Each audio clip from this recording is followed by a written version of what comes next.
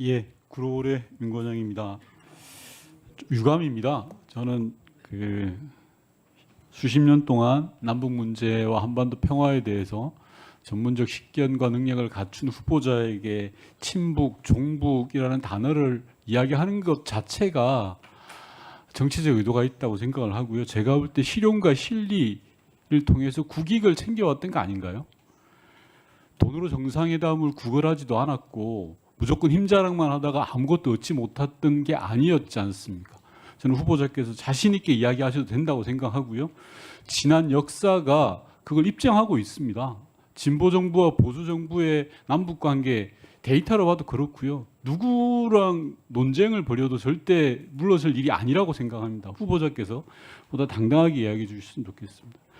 지난 윤석열 정부 3년 국정원에 대한 평가 후보자께서 점수로 따지면 몇 점이나 주실 것 같으세요? 예, 존경하는 윤건영 의원님 질의에 답변드리겠습니다.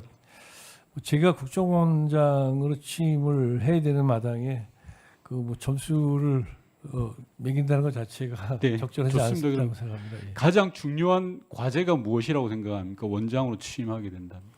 예, 저는 국정원 직원들 하나하나가 자부심을 가지고 전문성에 기초해서 근무하면 나는 평생 이 직장에서 영예롭게 근무할 수 있다 이런 생각을 갖게 하는 거라고 생각합니다. 네, 저 좀 생각이 좀 다른 것 같은데요. 이번 불법 내란이 실패했던 주요한 이유 중에 하나가 저는 국정원이 개입되지 않았던 것이라고 봅니다.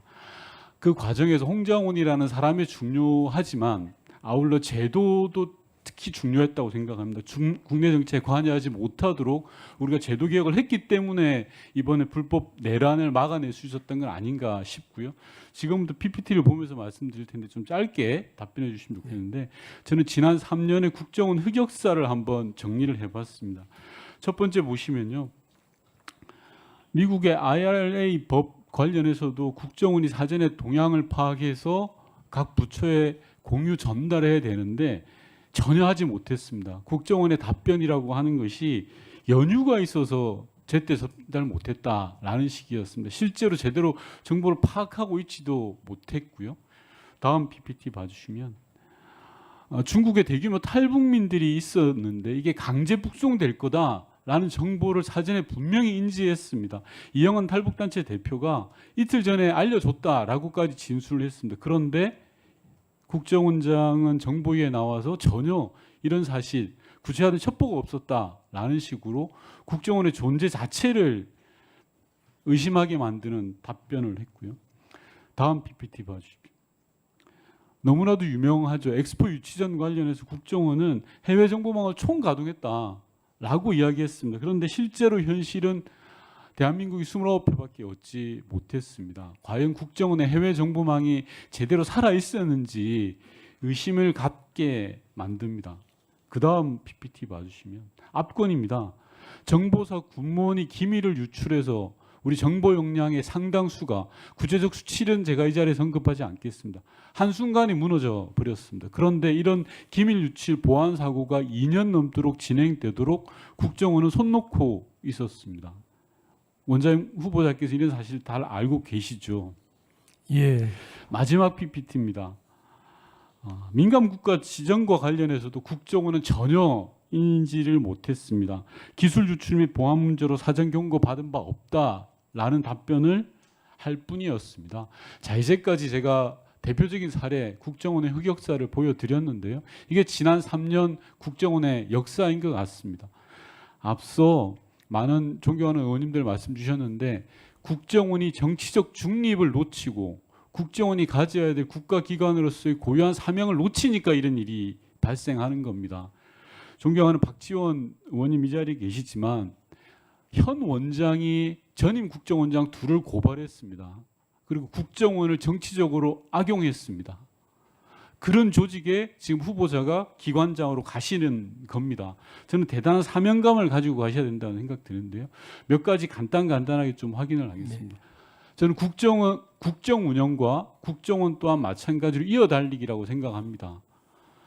원장으로 취임을 하게 된다면 전임 원장님들 진보 보수 떠나서 꼭 다 만나보실 걸 권하겠습니다. 그렇게 하시겠습니까? 예, 하여튼 가급적 그렇게 하도록 하겠습니다. 자, 두 번째 질문 드리겠습니다. 앞서 의원님들 말씀 주셨는데요. 불법 내란에 관여된 걸로 의심받고 있는 정황들이 여러 가지가 있습니다. 국정원에서 제조해서 각 부처로 보내고 있는 비화폰 관련해서 국정원장과 경호처장의 통화 이후에 대통령 윤석열 전 대통령의 비화폰 기록이 삭제되었습니다. 그럼 당연히 의심할 수밖에 없죠. 왜?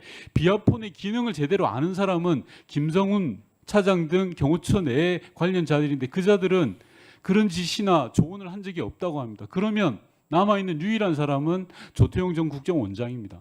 조태용 전 국정원장이 내란의 주요한 증거들을 삭제하거나 인멸하도록 조언을 하고 방조하거나 최소한 방조 또는 가담을 했다는 겁니다. 이런 부분에 대해서는 철저한 조사가 필요한 거 아니겠습니까, 원장님? 예, 저도 초보적으로 하여튼 지금 알아보고 있습니다. 그래서 예, 알아보는 수준을 넘어서 저는 처벌 문제는 후보자께서 판단할 영역이 아니라고 생각합니다. 다만 이런 흑역사들을 철저하게 기록해야지만 다시는 이런 국정원이 이런 짓을 하지 않지 않겠습니까? 예. 철저한 조사 부탁드리고요. 또 하나 더 PPT 다음 PPT 봐주십시오. 국정원이 이렇게 지난 3년 무너지게 된 중요한 이유 중에 하나는 바로 인사에 있습니다. 윤석열 정권이 출범하자 한 달도 되지 않아서 어떤 일이 일어났는지 아시죠? 네. 국정원 1급 27명 전원 대기 발령 내렸습니다. 국정원 1급에 27명이라는 그 숫자 자체도 국가 보안사항입니다. 맞습니까? 맞습니다. 그런데 그 숫자를 버젓이 공개하면서까지 1급 전원을 대기 발령 내렸습니다. 국정원 역사 속에서 중전까지 거슬러 올라가 보겠습니다. 이런 적이 단 한 번이라도 있었습니까? 없었습니다. 아무리 정권이 바뀌고 진보 보수가 바뀐다 하더라도 이런 적은 없었습니다. 그 이후에도 PPT를 보시면 2급, 3급 100명 단위로 대기 발령 내고 교체했습니다. 1분만 더 주시면 쭉 이어가겠습니다. 네, 그러시지. 이런 적이 있었습니까, 후보자님? 예, 없었던 걸로 기억합니다. 예. 정권이 바뀌면 신임 원장에 따라서 적절한 인사를 해야 됩니다.